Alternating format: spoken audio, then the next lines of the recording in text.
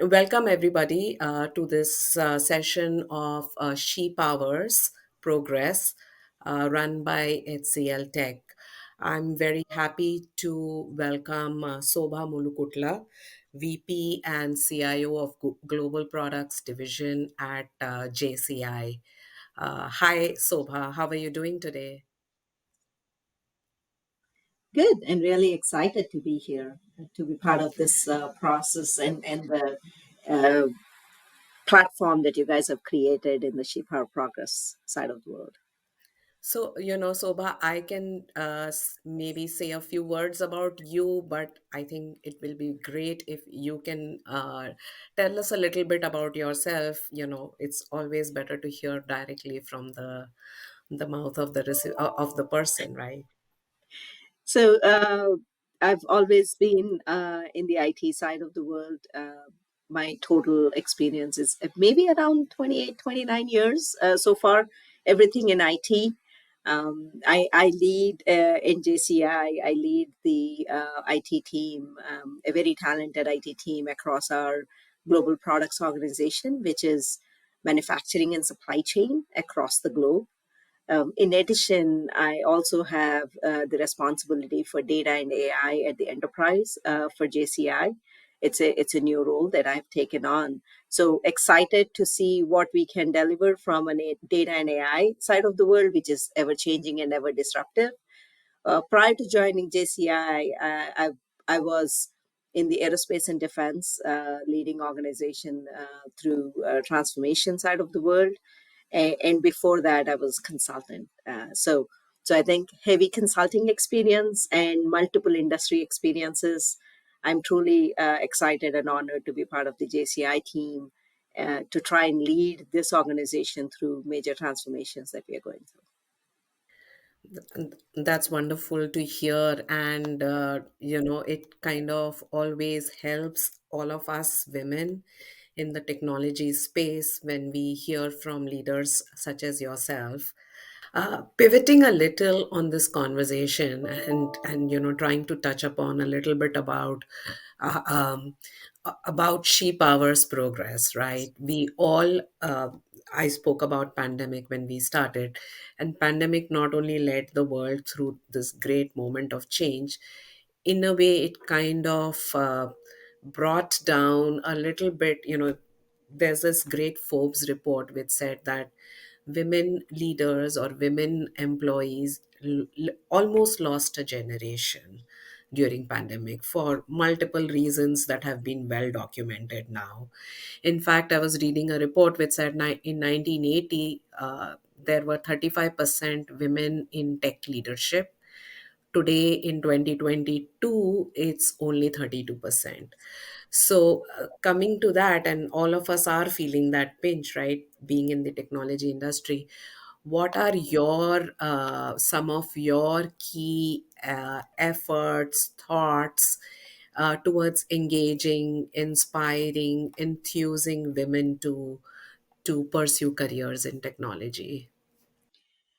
So one of the things when you think about how we got here, right? It was more of a traditional approach in kind of how we got here, but I think the traditional approach is not quite working the same way anymore. So first thing is expanding beyond the traditional, right? Not just hiring right out of college, which is how I got started, but inculcating the whole STEM as part of grade school curriculum and showcasing how it can really help, right? Not just from a definitely from a career perspective, but beyond career growth, right? The network that you build and everything that comes out of it, these sessions and the new people that you meet. So I'd say taking it beyond the traditional side of the world and inculcating very young the opportunities, especially the limitless and boundaryless opportunities that can get created. The second one, and I know there is a lot happening in the space, is the whole diversity, equity, and inclusion. the gender bias and the all the other biases that organizations are trying to leave behind, and really put a strong foot forward in the DEI space, right? This to me is a big game changer for an organization to attract and retain talent, right? Attracting talent, you've just won maybe 25%, but retaining and career progression of that talent is where the real work is. And having an inclusive environment, right? Encouraging the diverse thought leadership is something that most women feel like attracted to that kind of an environment where you are empowering, where you are enabling that thought leadership and decision making to happen naturally, right? So for me, the one that holds very near and dear to my heart is that whole DEI and what organizations are already doing, right? There's even at JCI, we have a lot of resource groups, employee resource group that drive this. I'm sure HCL has the same. A lot of other organizations do, but that to me is becoming very critical element in hiring and retaining diverse talent, especially women, and how you empower them. The other thing I would say is, you know, there's a study that I had read where having a mentor helps kind of retain that talent. So that peer connection, that mentorship program. But having for a female, having a woman as a mentor actually says that 75% of the women are now are now staying back, and the retention is increased when you have a female as a mentor compared versus 65% or 60% when you have anyone else as a mentor, right? So having that enabling that peer relationship, and it's not just in the organization, right? Create opportunities for yourself, network outside of the organization, and that also fosters a behavior and encourages the next generation of women leaders to start seeing the art of possible and start really trusting the process and changing the process if needed, right? If things are not working your way, create an environment where that can be changed. So for me, it's the combination of those that is critical, right? So start young, inculcate in the organization and use non-traditional ways of promoting STEM, DEI in organizations, and peer connections inside your network and out inside your organization, and having a network outside your organization. So this was wonderful, Sobha, when specifically when you said hiring is just 25% of the goal achieved. It's really retaining and then progressing the women through the career path is where you are focused. Now, there's been this major discussion that is happening, especially I think there was a McKinsey report at WEF where they were speaking about mentorship, and you touched upon that as well, and it was very interesting to know the difference in data when you have mentors versus women mentors. There's also an additional talk around sponsors. So where do you think your thought process is where, and is there anything in your experience where you've kind of gone through maybe some kind of mentorship or sponsorship? And are there any rules or tricks to find the right sponsor in an organization that you can share with our listeners today? So let me talk a little bit about my journey. It's not traditional at all, right? And then I'll definitely talk about the mentorship and sponsorship side of the world. Um, so I have been a consultant for a lot of my experience, which I stated early on when I was introducing. And that gave me an opportunity to work in multiple industries, right? And going through multiple leadership styles, um, pretty young, right? And traveling the globe, understanding and implementing transformation programs. I was part of a big ERP team very early on in my career, and seeing how leaders are approaching things kind of is what intrigued me a lot, right? How do you manage when things are not going your way?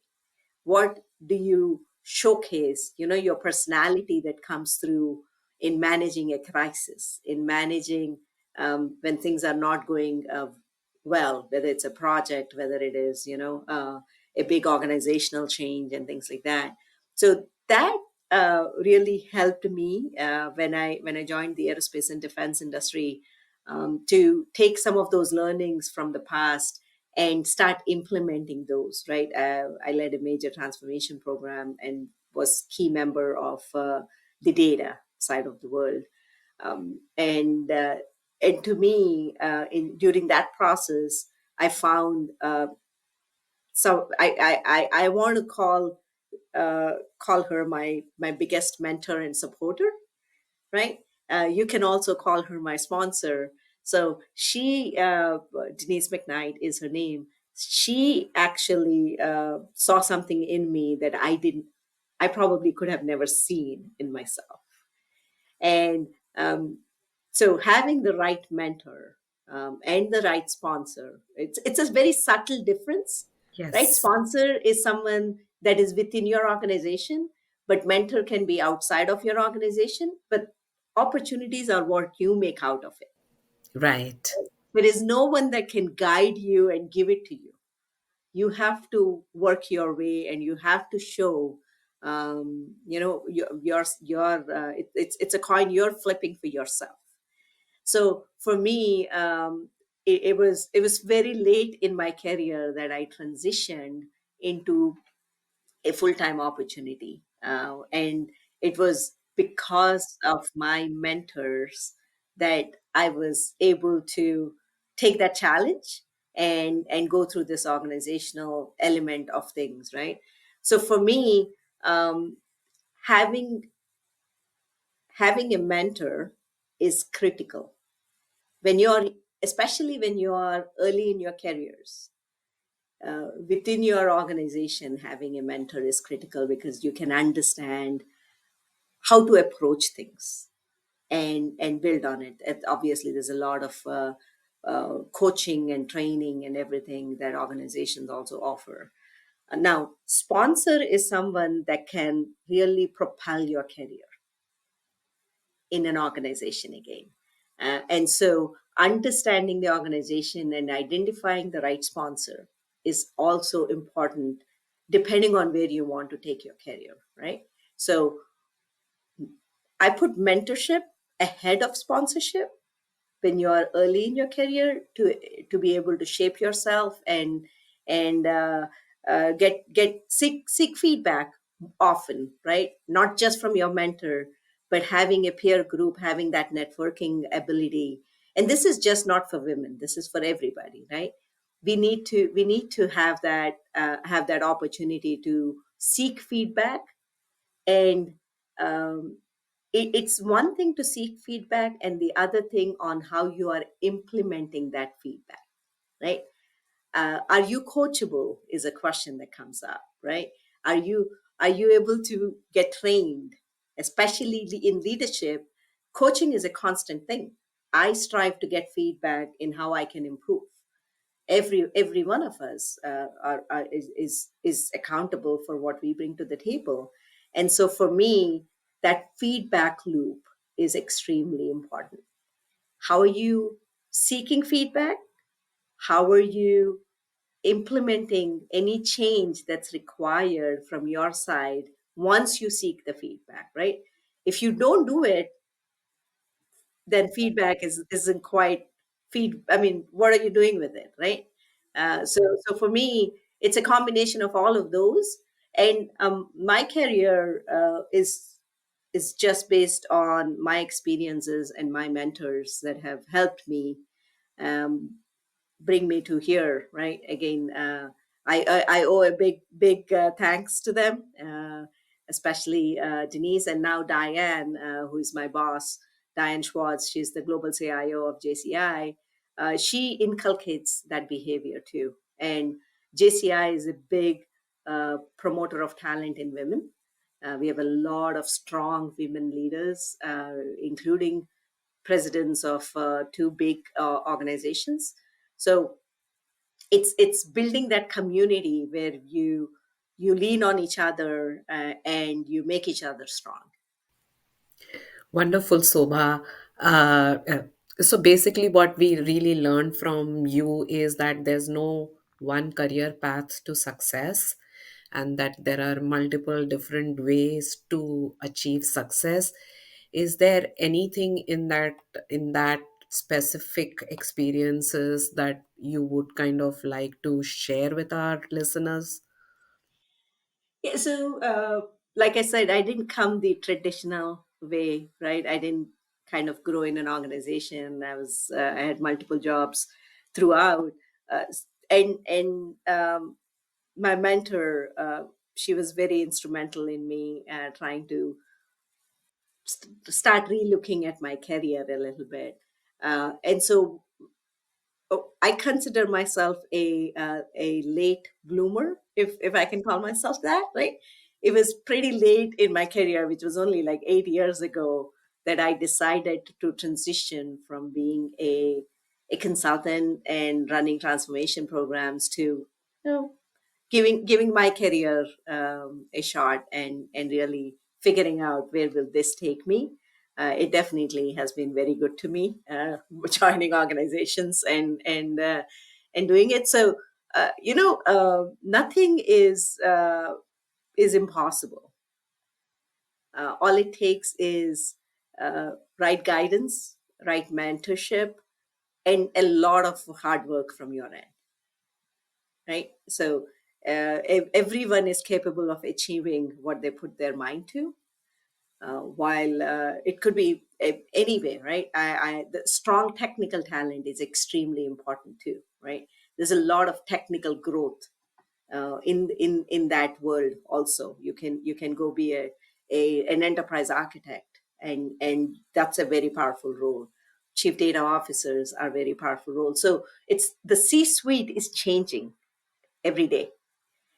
So what are you planning to do?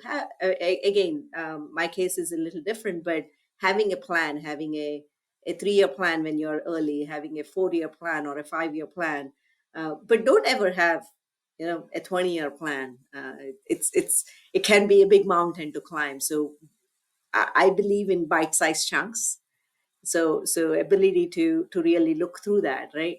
And I was fortunate, that I had opportunities and I was successful in delivering in a lot of these, and so can anyone else be. There is no reason for you to hold yourself back just because you are at a certain point in your career. You don't, you'll be amazed at yourself if you put in the hard work and have a plan for yourself. You are responsible for your career, for your progression. And so for me, having a plan and working towards the plan with the best intentions, and not uh, accepting everything that comes your way, right? Failure is a means of learning, and it is supposed to make you stronger. So not giving up on that, and a career propulsion can happen at any point.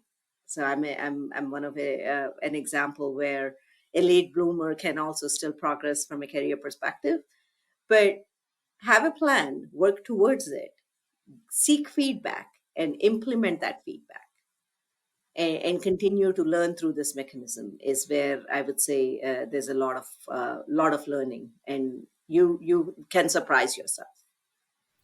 So, Soba, you may be a late bloomer, but you've definitely galloped your way past a lot of other competitors. What are the things that you like to do if you have any spare time, and what are the activities you think kind of fulfill you or help you build up that whole level back, so that you can go back and deliver to the best of your abilities. So I'm a believer in recharge, right? If you are on the go, it can be exhausting and very daunting. Uh, I like to travel with my family. We've visited quite a few places and quite a few states here in the U.S. But any place. And now that our kids are out of the house, my husband and I are now, deciding, pick a place on the globe and figure out if we can make it there, kind of a thing. So travel. I really like to travel, look at, explore cultures and understand. While I want to do it more often, it's definitely not the case. I really love listening to music of any genre. So I enjoy all genres. And then just relax and watch movies, especially when I only have very short time to recharge. Friends and having a life outside work is important to me, and I try to get out as much as I can. So that's really what I do to, recharge myself and make sure I'm ready for another day here. So, on a lighter note, what has been your most favorite holiday in the last 2 years? So we traveled to Dubai in December of last year with the kids as a family. It was I was definitely more surprised at how much there is to explore in Dubai. uh, and then uh, and then we also traveled to in Europe, and it's very different, right? Architecture and history, and and then Dubai, it was all skyscrapers and a lot more. But yeah, I'm fine in any city with anything that's out there. So um, Dubai surprised me a little bit with what it had to offer. Yeah, yeah. I mean, especially what you can do with the desert, right? Like it's a prime example of how you can build things out of sand, so to say. And how having a right plan and managing the change, they Yes, put themselves on the world map now. yes. Okay. Thank you so much, Sobha, for such an energizing conversation. It really gave us a lot of food for thought. Specifically, my learning from this conversation has been, hey, as a leader, you need to ensure that you're communicating, you're collaborating, and last but not the least, you're committing to your goals and to your progress. Secondly, from a women leader perspective, what really struck to me was, hey, hiring is just 25% of the task. Retain and grow your talent. And of course, I think the best thing for you to do would be to put you on a plane, get you to watch movies, and make sure that you're reaching a destination that you probably haven't before. So, any last words that you have for our listeners? No, I'm again truly honored to be here. And if there are questions for me, please feel free to reach out. It's a really great platform for connecting women around the world together and enabling and empowering them. Right. So I'm truly excited and honored to be part of this session today.